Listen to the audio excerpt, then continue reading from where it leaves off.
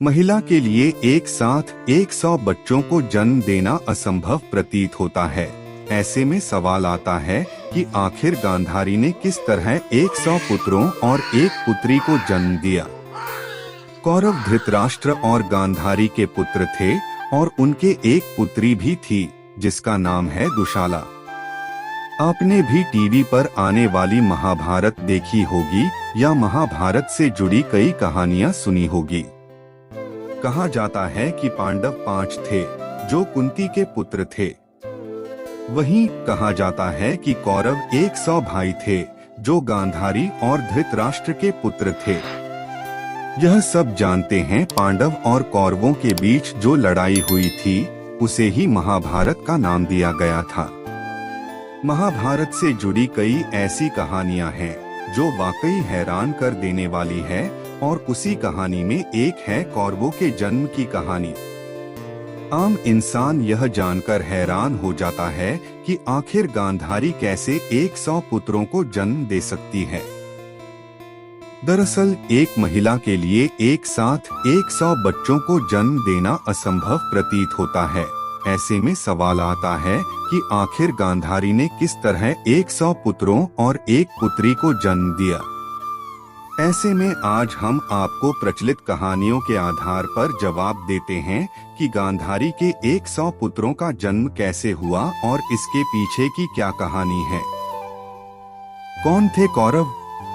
कौरव धृतराष्ट्र और गांधारी के पुत्र थे और उनके एक पुत्री भी थी जिसका नाम है दुशाला। वहीं सबसे ज्येष्ठ कौरव का नाम है दुर्योधन, जो महाभारत के सबसे अहम पात्रों में से एक है। कौरवों ने महाभारत में पांडवों की सेना से युद्ध किया था और पराजित भी हो गए थे। हालांकि कहा यह भी जाता है कि धृतराष्ट्र के अपनी दासी के साथ संबंध की वजह से एक और पुत्र हुआ था जिसका नाम युयुत्सु बताया जाता है। कैसे हुआ 100 कौरवों का जन्म?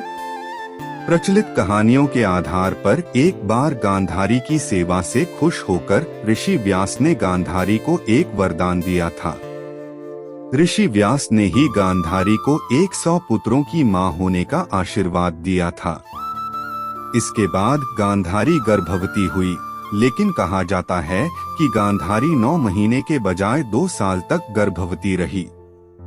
इसके बाद उन्होंने एक मांस के टुकड़े को जन्म दिया, यानी गांधारी को एक भी संतान नहीं हुई।